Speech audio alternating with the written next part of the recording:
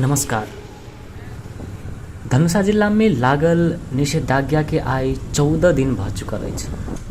आई हम सब जे दृश्य अपने सबके दिखाए से दिखाकर अपने सबके विश्वास नहीं होत कि जनकपुर धाम के दृश्य है। अपने सबके आई पेठिया बाजार जनकपुर धाम के जे सबसे मुख्य बाजार है ओकर दृश्य दिखाए जे देखला के बाद अहाँ सबके विश्वास शायद नहीं होत कि अभी एहन अवस्था रहल छै जनकपुर धाम में।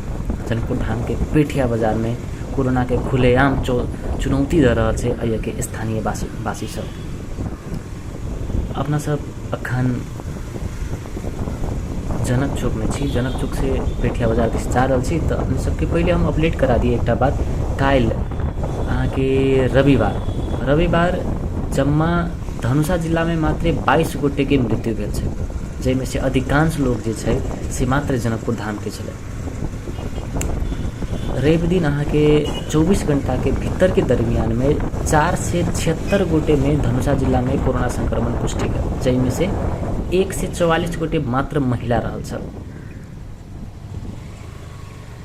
सबसे बेसी अखन 8 जिला में जनकपुर धाम यानी कि धनुषे जिले में देखल गेल छै, ओकर बाद महोत्तरी रहल छै, ओकर बाद दोसर ठाम परसा बारा सरलाही सब रहल छै।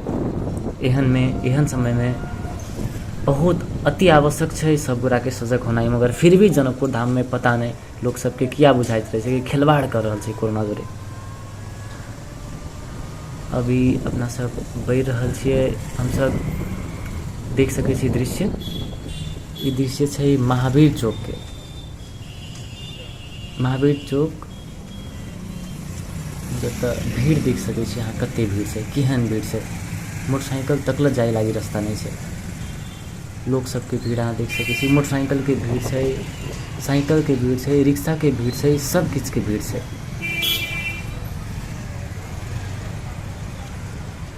बाटे में तरकारी बेच रहल छै, ठेला में धक तरकारी बेच रहल छै, फल फूल बेच रहल छै। यदि एक गोटे किनको लागल होते कोरोना, केकरो भेल होते जे चेक नहीं करेने होते, उ आकर ऐसे सामान खरीद करते, ओकर बाद वह हाथ से वह कई गोरा के फिर वो सामान देते। अहाँ सोच नहीं सके छी कई गोटा एकटा गोटा के कारण से संक्रमित होते।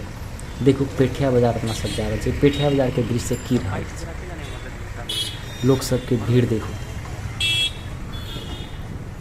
कोनो तरीका से निषेधाज्ञा बुझेबे नहीं करे छै।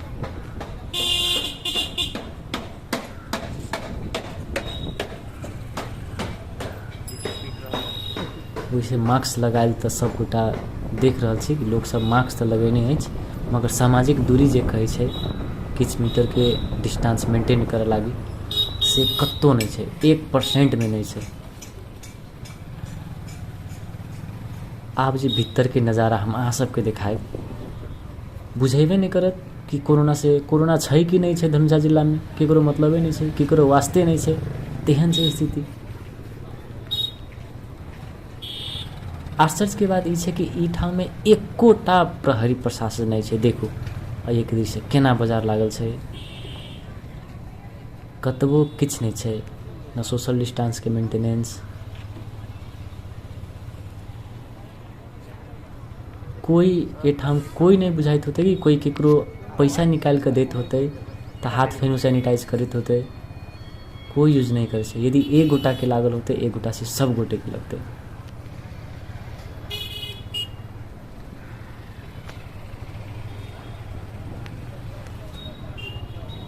देख सके छी भीतर के नज़ारा देखल। अब हम सब अहाँ के भीतर के नज़ारा कने देखाए। बस सब लागल छै, सब सामान ढुआनी वाला बस सब छै।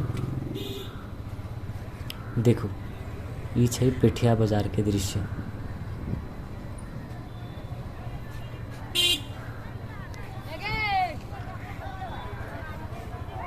कोरोना के डर ककरो कत्तो कोनो एंगल से नहीं बुझा रहल छै। केकरो डर छै, केकरो जहाँ जे छै सामान ल रहल छै। आश्चर्य के बात छै। रिक्शा तक जाए लागी यहाँ के रास्ता नहीं छै।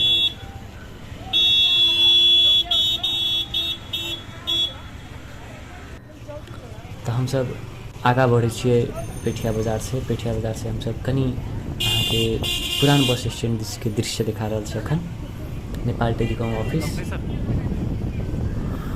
देख सकै छी रास्तामे भीड़ सब जे छै लोक सब तरकारी किने आयल। तरकारी नहीं कीनू से कहलवला बात नहीं छै, तरकारी कीनऽ पड़ै छै, रोजके सामान तऽ अहाँके चाहबे करी, खास करके तरकारी जे है सब्जी छै आदमी सबके कीनैके छै।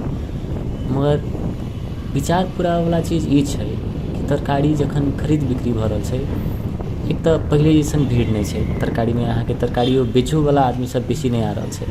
ओहि ठाउँ एते स्पेस तऽ छै पेठिया बाजारमे कि ओहि किछु मेंटेन कऽ सकै छै, दूरी मेंटेन कऽ कऽ तरकारी बेचनाइ। सामान्य कालमे यदि देख रहल छै एक गोरा लऽ रहल छै तऽ दोसर गोरा भीड़ नहीं करी,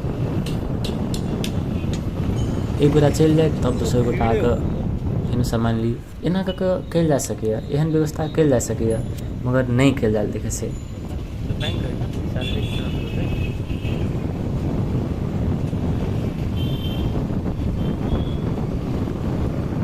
सब विश्वकर्मा चौक दिस बढ़ि रहल छै। एम्हर से हमरा सबके मुरली चौक एरिया, मालपोत कार्यालय वाला एरिया, कदम चौक दिस के एरिया में की छै अवस्था से देखाबैके कोशिश करब। ई मेयर साहब जे छै अपना सबके जनकपुर धाम के हुनकर घर वाला एरिया छै।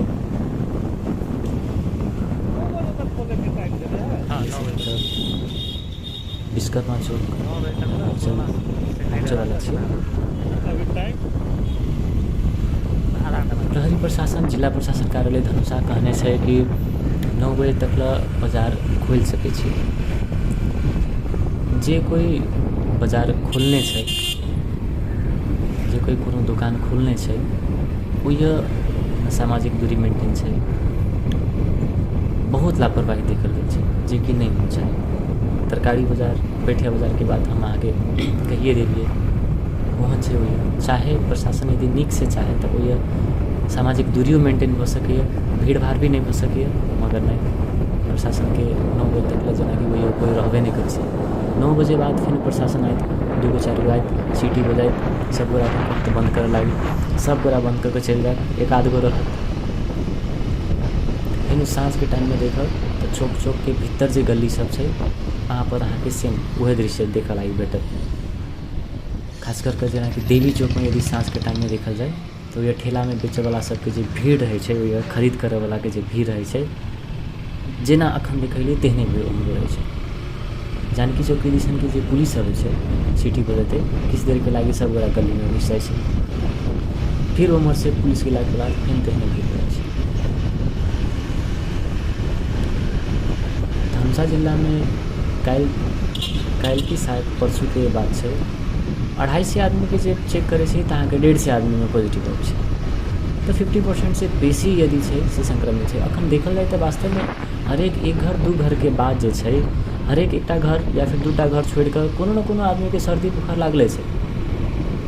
मौसम के चेंज के कारण से भी भऽ सकैए, मगर यदि चेक करायल जाए, जेना काल्हि परसू में जे भेलै 250 आदमी के चेक कल तो 150 आदमी में ओहिमे कोरोना पॉजिटिव भऽ रहल छै, ओहि हिसाब से तो जनपुर के अधिकांश आदमी अहाँके पॉजिटिव छै। तैं लेल सतर्क भऽ कऽ रहै, सजग भऽ कऽ रहै, सब गोरा से आग्रह करै छै। जते से जते ओते नीक छै। 22 गोटा काल्हि जे मृत्यु भेल छै धनुषा जिला में, अधिकांश लोग जनकपुर धाम के छै, ओहिमे सोचयवला बात छै। एहन स्थिति से फिर भी आदमी सब लापरवाही कर रहल छै, एना नहीं करय चाही। विचार करू। अपना सब अखन छियै कदम चौक में, कदम चौक से कपिलेश्वर जायवला रास्ता दिस के किछु अवस्था देखायब, बेसी नहीं देखायब, कनिक अवस्था अहाँ सबके जरूर देखायब। पुल तक केहन छै अवस्था, लोग सब एनाहिते चलि रहल छै, भीड़ भाड़ तेजी से।